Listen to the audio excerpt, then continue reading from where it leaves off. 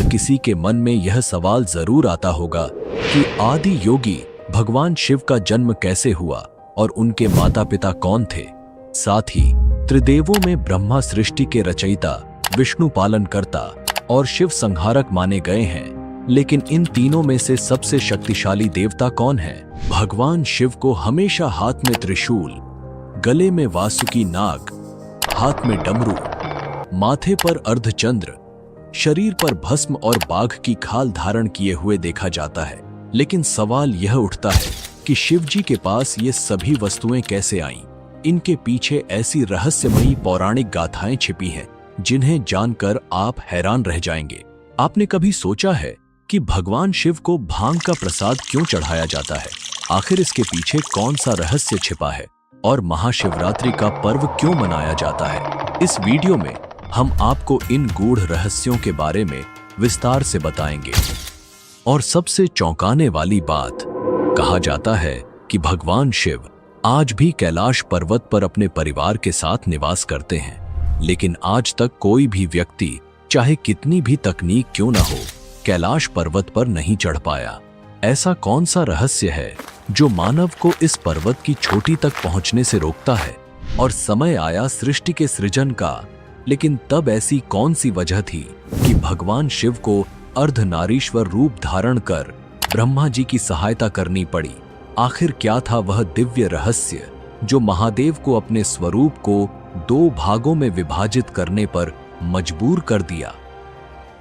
नागेंद्रहाराय त्रिलोचनाय, भस्मांगरागाय महेश्वराय, नित्याय शुद्धाय दिगंबराय, तस्मै नकाराय नमः शिवाय।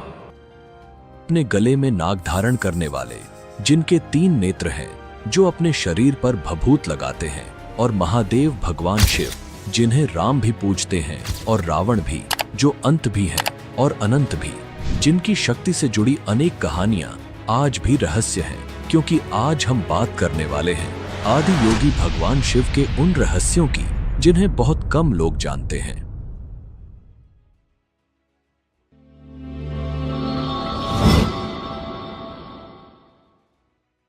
ज्योतिर्लिंगों की पूजा एक प्राचीन और शक्तिशाली विधि है, और ऐसा माना जाता है कि 5 शक्तिशाली ज्योतिर्लिंगों की एक साथ पूजा करने से हर तरह की मुसीबत से छुटकारा मिलता है। और अगर यह पूजा महाशिवरात्रि के समय की जाए तब तो इसका असर कई गुना ज्यादा होता है। लेकिन एक ही दिन में 5 ज्योतिर्लिंगों पहुंच पाना आसान नहीं, इसलिए महाशिवरात्रि के दिव्य अवसर पर अब घर बैठे 5 ज्योतिर्लिंगों महाकालेश्वर उज्जैन, काशी विश्वनाथ, नासिक त्र्यंबकेश्वर, नेपाल पशुपतिनाथ, खंडवा ओंकारेश्वर का आशीर्वाद पा सकते हैं। वामा के जरिए शिव जी के 5 ज्योतिर्लिंग में महारुद्राभिषेक एवं शिव पूजा करवा के अनुभवी पंडित आपके नाम और गोत्र के साथ पूरे विधि विधान से पूजा करेंगे। पूजा का वीडियो मोबाइल पर और प्रसाद सीधे आपके घर पहुंचेगा। पहले 100 यूजर्स को मिलेगा 20% का डिस्काउंट। तो अभी वामा पर जाएं और पूजा बुक करें, लिंक डिस्क्रिप्शन में दिया गया है। भगवान शिव, जो संहारक भी हैं और सृष्टि के आधार भी, जिन्हें देवाधिदेव महादेव कहा जाता है, जिनकी आराधना स्वयं विष्णु और ब्रह्मा भी करते हैं, वे अनादि हैं, अनंत हैं, स्वयंभू हैं। लेकिन क्या आपने कभी सोचा है कि भगवान शिव का जन्म कैसे हुआ और उनके माता पिता कौन थे? जब वे अनादि और स्वयंभू हैं तो फिर उनकी उत्पत्ति का रहस्य क्या है? आज इस वीडियो में हम पुराणों और शास्त्रों के रहस्यमयी पन्नों से भगवान शिव के जन्म की गूढ़ कथा को जानेंगे, जो आपको अचंभित कर देगी। तो वीडियो को अंत तक जरूर देखें और कमेंट में हर हर महादेव लिखकर अपनी भक्ति प्रकट करें।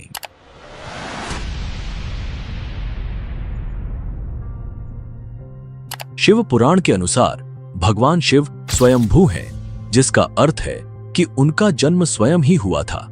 यानी इससे एक बात तो साबित होती है कि भगवान शिव के ना ही कोई पिता हैं और ना ही कोई माता। वे सृष्टि से पहले भी थे और सृष्टि के अंत के बाद भी रहेंगे। यही कारण है कि वे पंच तत्वों से भी परे हैं, अमर हैं और काल के भी स्वामी हैं। लेकिन यदि शिव जी का जन्म नहीं हुआ तो फिर वे प्रकट कैसे हुए? इसके उत्तर में विभिन्न पुराणों में अलग अलग कथाएं मिलती हैं। विष्णु पुराण के अनुसार भगवान विष्णु के मस्तक से उत्पन्न तेज के कारण भगवान शिव प्रकट हुए। कहा जाता है कि जब सृष्टि की रचना नहीं हुई थी तब संपूर्ण ब्रह्मांड जलमग्न था। उस समय केवल भगवान विष्णु ही शेषनाग पर योग निद्रा में लेटे हुए थे। जब उनके माथे से तेज प्रकट हुआ तो उससे भगवान शिव का जन्म हुआ। इसी तरह भगवान विष्णु की नाभि से कमल प्रकट हुआ और उस कमल से ब्रह्मा जी का जन्म हुआ। लेकिन शिव पुराण में इस कथा का एक दूसरा रूप मिलता है। इसमें बताया गया है कि भगवान शिव अपने घुटने मल रहे थे और उनके घुटनों से उत्पन्न महल से भगवान विष्णु का जन्म हुआ था। अगर इन दोनों कथाओं की तुलना की जाए तो विष्णु पुराण और शिव पुराण की कथाएं एक दूसरे से भिन्न प्रतीत होती हैं। इस कथा के अलावा भगवान शिव के जन्म से जुड़ी एक और पौराणिक कथा है जो काफी प्रसिद्ध है। इसे शायद आपने अपने बड़े बुजुर्गों से सुना होगा, लेकिन अगर नहीं सुना तो हम आपको बताते हैं। एक बार की बात है जब भगवान विष्णु और ब्रह्मा जी के बीच यह विवाद उत्पन्न हुआ कि इस संपूर्ण ब्रह्मांड में सबसे महान और सर्वशक्तिशाली कौन है। इस बहस के दौरान अचानक एक विशाल जलता हुआ खंभा प्रकट हुआ, जिसे देखकर दोनों देवता हैरान रह गए। वे यह समझ नहीं पाए कि यह दिव्य प्रकाश स्तंभ किसका रूप है। तभी उस खंभे से एक दिव्य आवाज आई, जो भी इस खंभे के ऊपरी सिरे और निचले सिरे का पता लगाएगा वही सबसे महान कहलाएगा। यह सुनते ही ब्रह्मा जी ने हंस का रूप धारण किया और खंभे के ऊपरी सिरे की खोज में निकल पड़े, जबकि विष्णु जी ने वराह का रूप लिया और खंभे के निचले सिरे को खोजने चले गए। दोनों ने बहुत प्रयास किया, लेकिन अंततः उन्हें खंभे का कोई और छोर नहीं मिला। हार मानकर दोनों वापस लौट आए। तभी भगवान शिव अपने असली रूप में प्रकट हुए और तब विष्णु जी और ब्रह्मा जी को यह स्वीकार करना पड़ा कि महादेव ही सबसे महान और सर्वश्रेष्ठ हैं। इस पूरी सृष्टि में उनसे बड़ी कोई शक्ति नहीं है। शिव पुराण में इस कथा का उल्लेख किया गया है और यह बताता है कि भगवान शिव का न तो कोई जन्म हुआ और न ही कोई अंत होगा। यही कारण है कि उन्हें स्वयंभू कहा जाता है, अर्थात वे शाश्वत और अमर हैं। अब हम बात करते हैं भगवान शिव से जुड़े एक ऐसे विषय पर जो सबसे अधिक प्रसिद्ध है। क्या भगवान ब्रह्मा भगवान शिव के पिता हैं? यह कथा लोगों के बीच काफी चर्चित है। तो चलिए जानते हैं कि भगवान शिव ने ब्रह्मपुत्र के रूप में जन्म कैसे लिया। इस पौराणिक कथा का उल्लेख विष्णु पुराण में मिलता है। कथा के अनुसार जब संपूर्ण ब्रह्मांड जलमग्न था, धरती, आकाश और पाताल सब कुछ जल में समाया हुआ था, तब इस संसार में केवल भगवान विष्णु ही थे। वे क्षीर सागर में अपने शेषनाग पर योग निद्रा में स्थित थे। तभी भगवान विष्णु की नाभि से एक कमल प्रकट हुआ और उस कमल से ब्रह्मा जी का जन्म हुआ। ब्रह्मा जी और विष्णु जी इस ब्रह्मांड की सृष्टि को लेकर चर्चा कर ही रहे थे कि अचानक भगवान शिव प्रकट हुए। लेकिन जब ब्रह्मा जी ने उन्हें पहचानने से इनकार कर दिया तो भगवान शिव नाराज हो गए और अंतर्ध्यान हो गए। भगवान विष्णु ने अपनी दिव्य दृष्टि से ब्रह्मा जी को उनकी भूल का एहसास कराया, जिसके बाद ब्रह्मा जी ने भगवान शिव से क्षमा मांगी और उनसे प्रार्थना की कि वे उनके पुत्र रूप में जन्म लें। भगवान शिव ने ब्रह्मा जी की प्रार्थना स्वीकार कर ली और जब ब्रह्मा जी ने सृष्टि की रचना प्रारंभ की तो उन्हें एक संतान की आवश्यकता महसूस हुई। उसी समय भगवान शिव का वरदान उन्हें याद आया। ब्रह्मा जी ने कठोर तपस्या की, जिससे प्रसन्न होकर भगवान शिव एक बालक के रूप में उनकी गोद में प्रकट हुए। यह भगवान शिव का एकमात्र बाल्य रूप था। जब ब्रह्मा जी ने बालक शिव से उनका नाम पूछा तो शिव रो रहे थे। तब ब्रह्मा जी ने उनका नाम रुद्र रखा, जिसका अर्थ होता है रुदन करने वाला। लेकिन इसके बावजूद भी बालक शिव शांत नहीं हुए, इसीलिए ब्रह्मा जी ने उन्हें दूसरा नाम दिया। फिर भी वे चुप नहीं हुए। अंततः उन्हें शांत करने के लिए ब्रह्मा जी ने भगवान शिव को 108 नाम प्रदान किए। तो यह थी भगवान शिव के जन्म से जुड़ी रहस्यमयी कथा, जो यह दर्शाती है कि वे स्वयंभू हैं, अर्थात उनका कोई जन्म नहीं हुआ, वे अनादि और अनंत हैं। दोस्तों, आपको क्या लगता है, भगवान शिव का जन्म हुआ था या वे स्वयंभू हैं? इस रहस्य पर आपकी क्या राय है? कमेंट में अपना तर्क लिखें और देखते हैं कि कौन सबसे श्रेष्ठ और तर्कसंगत उत्तर देता है। सबसे श्रेष्ठ और तार्किक उत्तर को पिन किया जाएगा। अब बात करते हैं भगवान शिव के गले में विराजमान नाग के बारे में, जो महादेव के पास कैसे आया और इसकी पौराणिक कथा क्या है। जिस नाग को आप भगवान शिव के गले में देख सकते हैं, उसका नाम वासुकी है। वासुकी भगवान शिव के अनन्य भक्त थे और उनकी एकमात्र इच्छा थी कि वे सदैव महादेव के समीप रहें। इन्हें नागों का राजा भी कहा जाता है। वासुकी वही नाग हैं जिन्होंने समुद्र मंथन के दौरान रस्सी का कार्य किया था। जब देवता और दानव समुद्र मंथन कर रहे थे, तब वासुकी को मंदराचल पर्वत के चारों ओर लपेटा गया था और मंथन के लिए रस्सी के रूप में उपयोग किया गया था। इस प्रक्रिया में वासुकी का पूरा शरीर लहूलुहान हो गया, लेकिन उन्होंने अपनी भक्ति से कभी पीछे हटने का विचार नहीं किया। यही नहीं, जब समुद्र मंथन के दौरान महाविष हलाहल उत्पन्न हुआ, तब भी वासुकी ने भगवान शिव की सहायता के लिए विष का कुछ अंश ग्रहण किया। वासुकी की यह भक्ति देखकर भगवान शिव अत्यंत प्रसन्न हुए और उनकी सदैव अपने पास रहने की इच्छा को स्वीकार कर लिया। इसी कारण भगवान शिव ने वासुकी को अपने गले में धारण कर लिया और तभी से वासुकी अमर हो गए। धार्मिक मान्यताओं के अनुसार समुद्र मंथन के अलावा नागराज वासुकी का वर्णन एक अन्य महत्वपूर्ण घटना में भी मिलता है। किंवदंतियों के अनुसार जब भगवान श्री कृष्ण का जन्म हुआ, तो वासुदेव जी उन्हें कंस की जेल से निकालकर गोकुल ले जा रहे थे। रात के अंधकार में जब वासुदेव यमुना पार कर रहे थे, तब अचानक एक भयानक तूफान आ गया। यमुना की लहरें उफान पर थीं, तेज बारिश हो रही थी और मार्ग कठिन हो चुका था। तभी नागराज वासुकी प्रकट हुए और उन्होंने अपने विशाल फन से भगवान श्री कृष्ण और वासुदेव पर छत्र तान दिया। उनकी छत्र छाया में वासुदेव सुरक्षित रूप से यमुना पार कर गोकुल पहुंचे। इसके अलावा जब भगवान शिव ने त्रिपुरासुर का वध करने का निर्णय लिया, तब वासुकी उनके धनुष की डोर बन गए और महादेव ने त्रिपुरासुर का संहार किया। इसी कारण भगवान शिव को त्रिपुरारी भी कहा जाता है। अगर आप हमारे चैनल पर पहली बार आए हैं, तो इसे सब्सक्राइब करना न भूलें और वीडियो को लाइक जरूर करें, क्योंकि ये आपके लिए सिर्फ 1 सेकंड का काम है, लेकिन इससे हमारी टीम को बहुत बड़ा सपोर्ट मिलता है।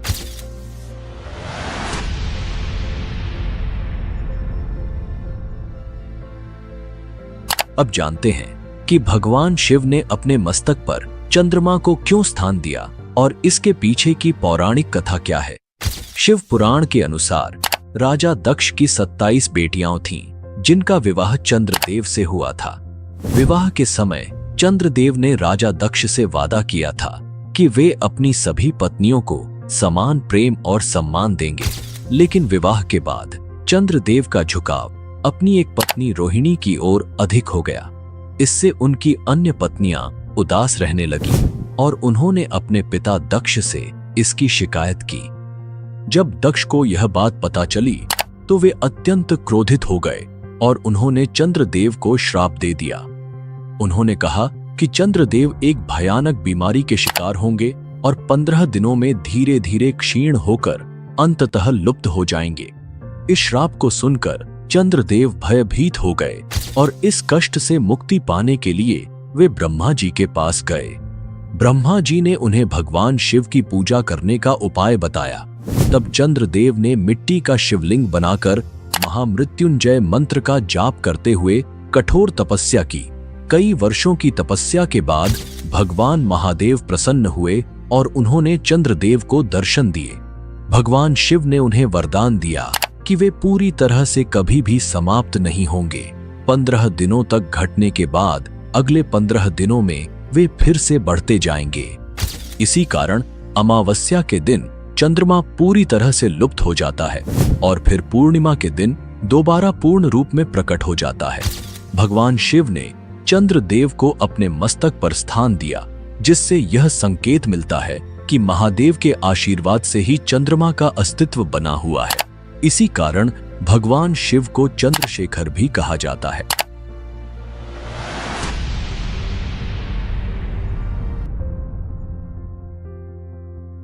शिव पुराण के अनुसार भगवान शिव पूरे शरीर पर भस्म धारण करते हैं। यह कोई नई बात नहीं है कि महादेव का संबंध भस्म से गहरा जुड़ा हुआ है।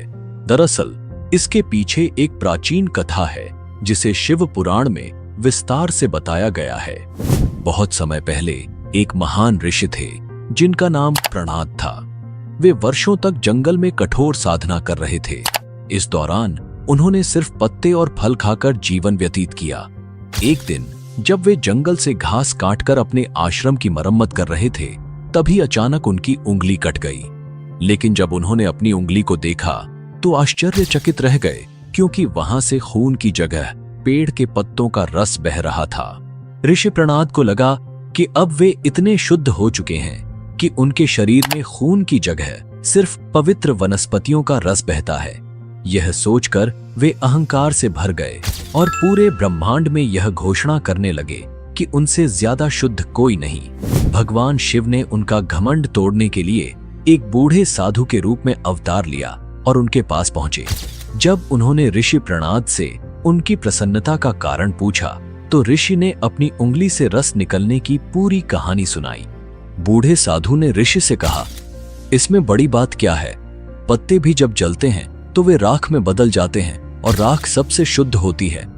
इसके बाद बूढ़े साधु ने अपनी ही उंगली काटी और उसमें से रक्त की जगह राख निकलने लगी। यह देख ऋषि प्रणाद समझ गए कि यह साधारण वृद्ध नहीं बल्कि स्वयं भगवान शिव हैं। ऋषि प्रणाद महादेव के चरणों में गिर पड़े और अपने अहंकार के लिए क्षमा मांगी। माना जाता है कि इस घटना के बाद भगवान शिव ने यह सिद्ध कर दिया कि भस्म ही सबसे शुद्ध तत्व है, और तब से उन्होंने अपने पूरे शरीर पर भस्म धारण कर ली। इसी कारण भगवान शिव को भस्मधारी और भूतनाथ भी कहा जाता है, जो यह दर्शाता है कि हर चीज अंत में भस्म ही बन जाती है और यही सत्य है।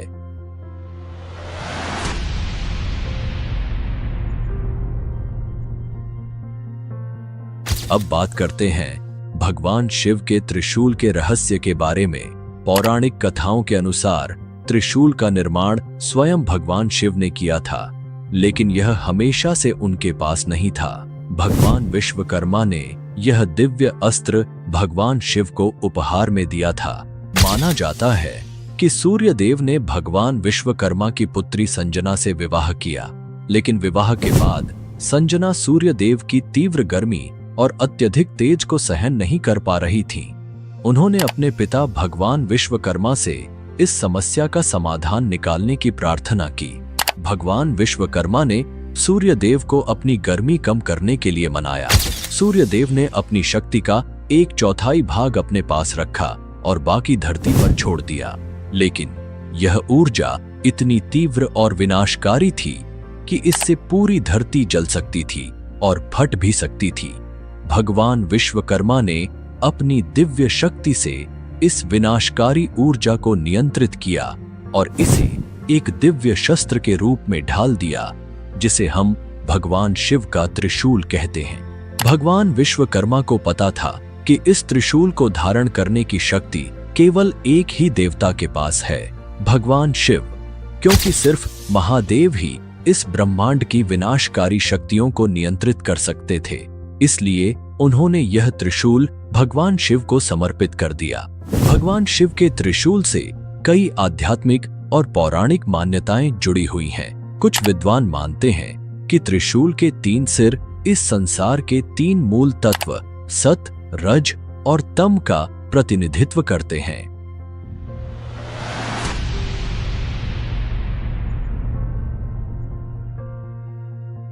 अब बात करते हैं भगवान शिव के डमरू के रहस्य के बारे में। पौराणिक मान्यताओं के अनुसार भगवान शिव डमरू के साथ प्रकट हुए थे।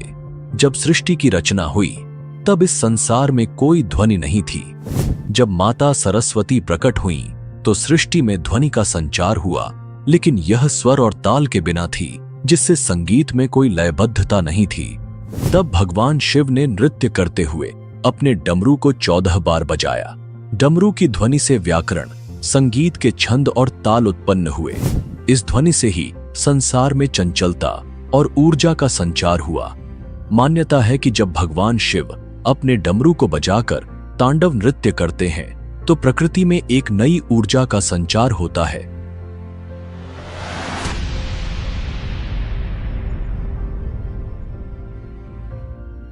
शिव महापुराण के अनुसार शिलाद मुनि एक महान तपस्वी थे, लेकिन उन्हें यह चिंता थी कि उनकी वंश परंपरा आगे नहीं बढ़ेगी। उन्होंने कठोर तपस्या कर भगवान शिव को प्रसन्न किया और उनसे यह वरदान मांगा कि उन्हें एक ऐसा पुत्र प्राप्त हो जो जन्म और मृत्यु के चक्र से मुक्त हो। भगवान शिव उनकी तपस्या से प्रसन्न हुए और उन्हें वरदान दिया कि वे स्वयं उनके पुत्र रूप में जन्म लेंगे। कुछ समय बाद शिलाद मुनि को एक बालक प्राप्त हुआ जिसका नाम उन्होंने नंदी रखा। यह बालक जन्म से ही दिव्य शक्तियों से युक्त था और महान विद्वान बना। जब नंदी को ज्ञात हुआ कि संसार में मृत्यु अटल है तो वे अत्यंत दुखी हुए। तब शिलाद मुनि ने उन्हें भगवान शिव की आराधना करने की सलाह दी। नंदी ने कठोर तपस्या की जिससे प्रसन्न होकर भगवान शिव ने उन्हें अपना अनन्य भक्त और अपने गणों का अधिपति बना लिया। भगवान शिव ने नंदी को अमरत्व का वरदान दिया और उन्हें अपना वाहन बनाया। इसके साथ ही शिवजी ने घोषणा की कि जहां भी नंदी की पूजा होगी वहां उनकी भी आराधना की जाएगी। यही कारण है कि हर शिव मंदिर में नंदी की मूर्ति भगवान शिव के समक्ष विराजमान होती है। नंदी के विवाह की भी एक कथा है। भगवान शिव ने मरुतों की पुत्री सुयशा से नंदी का विवाह करवाया था। इससे यह सिद्ध हुआ कि वे केवल एक वाहन ही नहीं बल्कि एक महत्वपूर्ण दिव्य शक्ति भी हैं।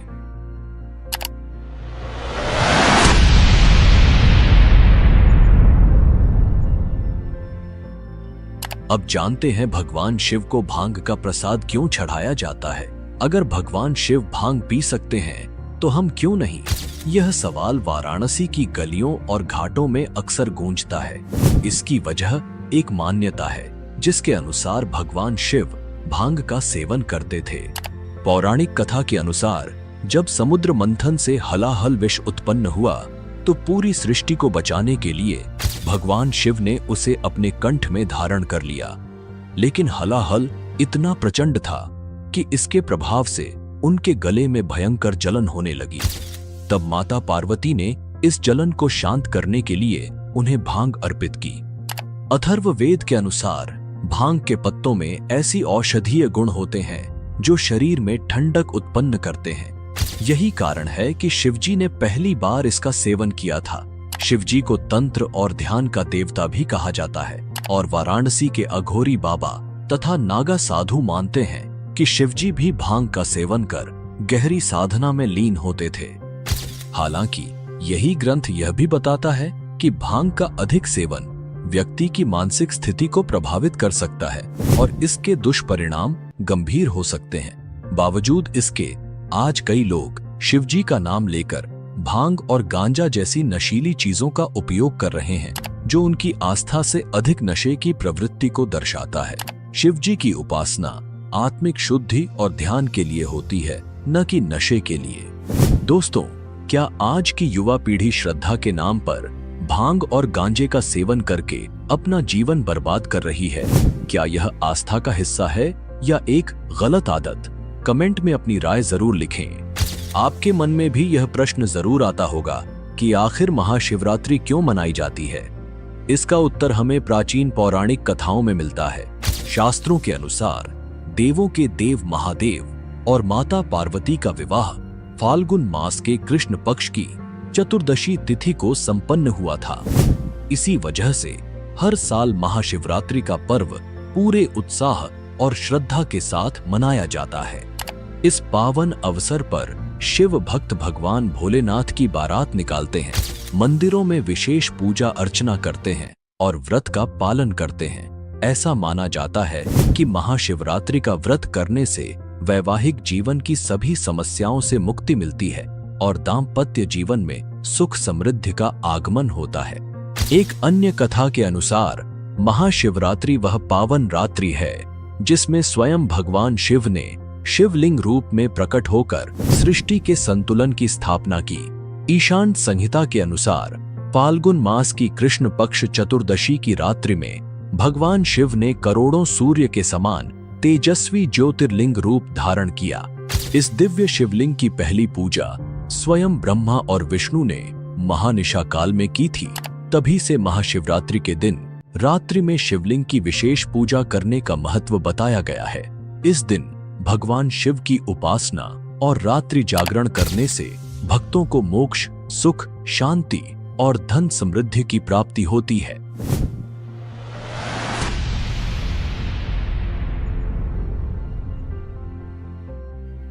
अब बात करते हैं भगवान शिव के निवास स्थान कैलाश पर्वत के बारे में। शिव पुराण के कैलाश खंड के अनुसार सृष्टि के प्रारंभ में जब भगवान शिव ने गहन समाधि ली तो उनके तेज से एक दिव्य पर्वत प्रकट हुआ जिसे सुमेरु कहा गया।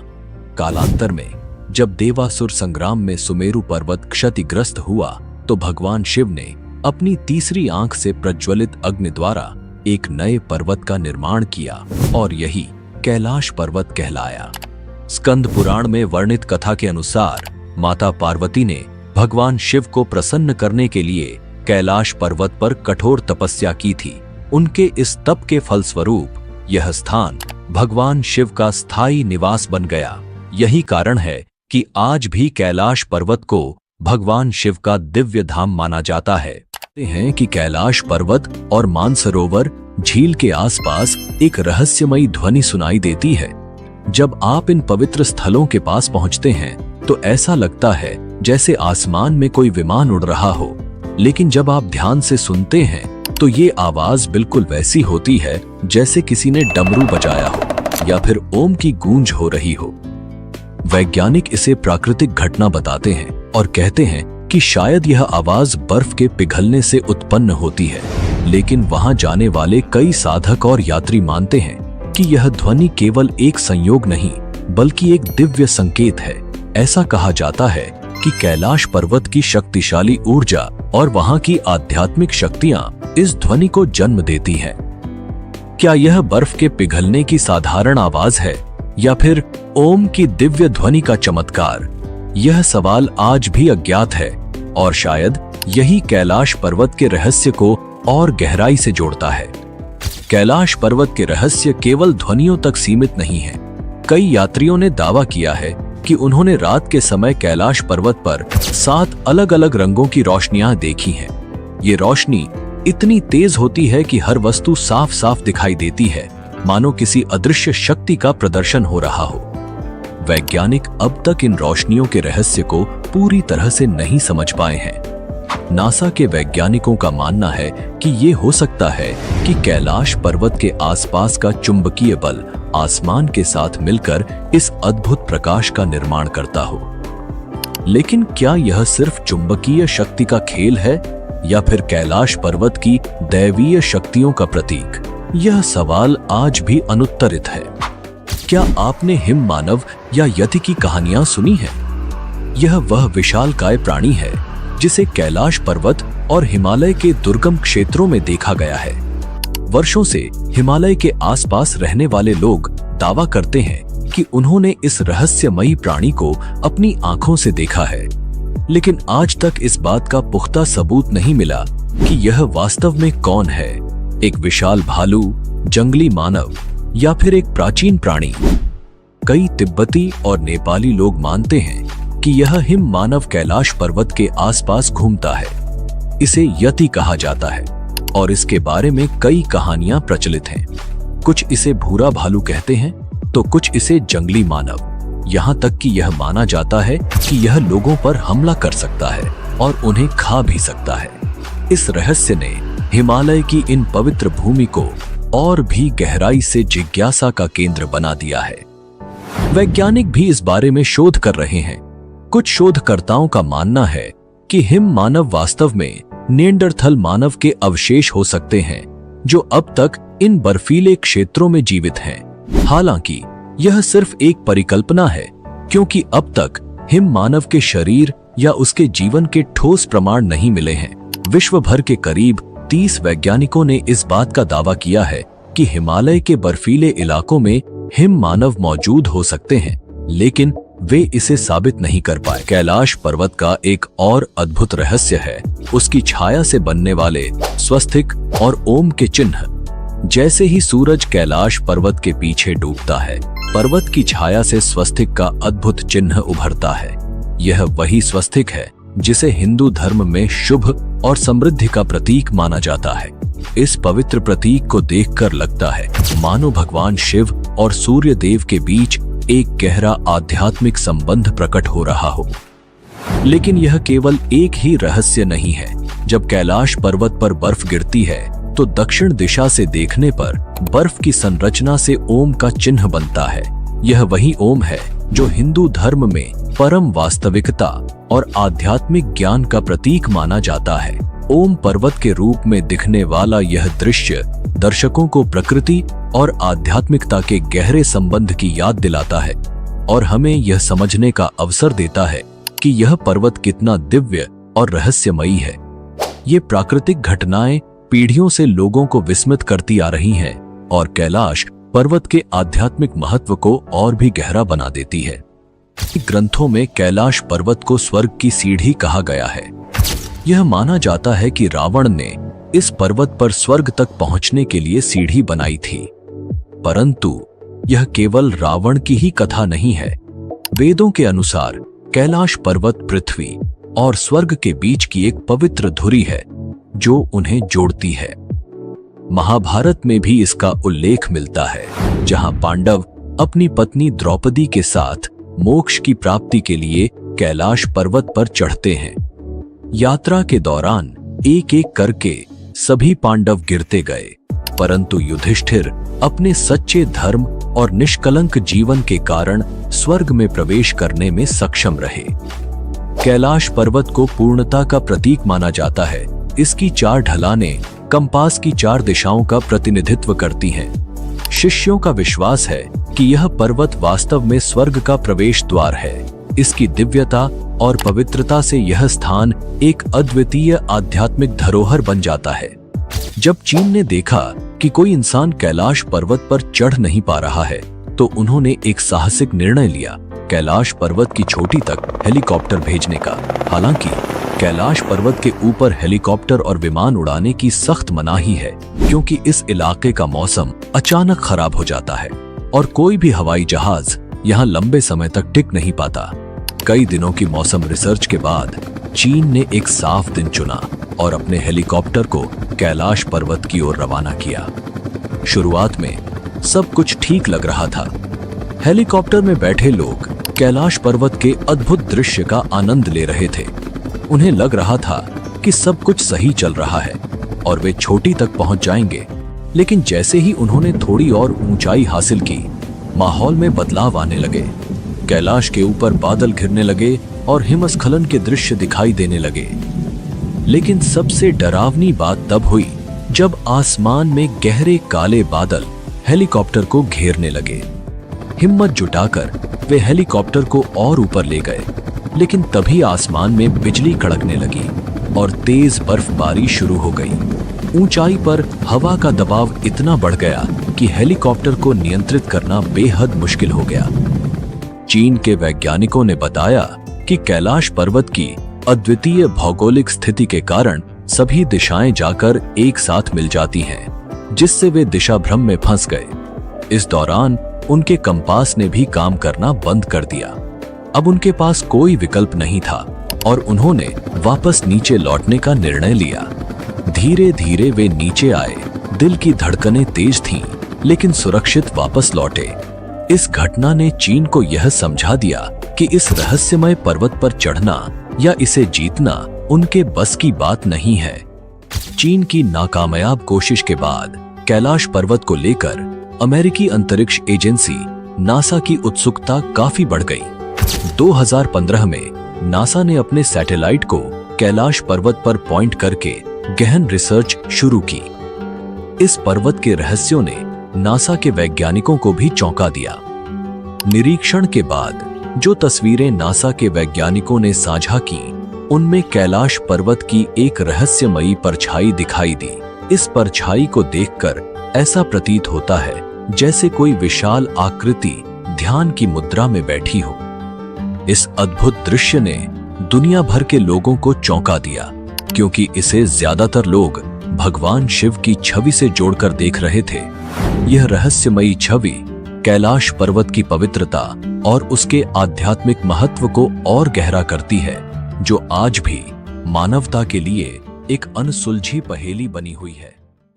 तो दोस्तों, यह था कैलाश पर्वत के रहस्य का एक छोटा सा भाग। अगर आप कैलाश पर्वत के संपूर्ण रहस्यों के बारे में विस्तार से जानना चाहते हैं, तो हमने पहले से ही इस पर एक विशेष डॉक्यूमेंट्री बना रखी है, आप चैनल में जाकर देख सकते हैं। तो दोस्तों, यह था भगवान शिव से जुड़े कुछ अद्भुत और रहस्यमयी तथ्य। वैसे तो महादेव से जुड़ी कई रहस्यमयी गाथाएं हैं जिन्हें हम एक ही वीडियो में कवर नहीं कर सकते।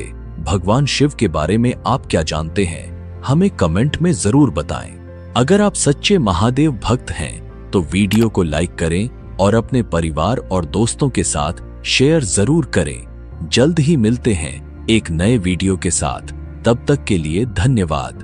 जय महादेव, जय हिंद, जय भारत।